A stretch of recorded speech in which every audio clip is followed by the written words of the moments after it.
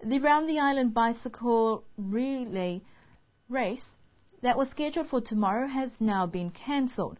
Organisers say that this decision was made due to a lack in number of teams registered to participate in the event, which was originally planned to be held during the Constitution celebrations.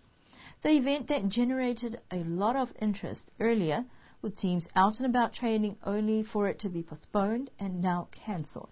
The organising committee are hoping to hold this event during the Constitution celebrations next year, so hopefully by then all teams will be fit and ready to get into gear.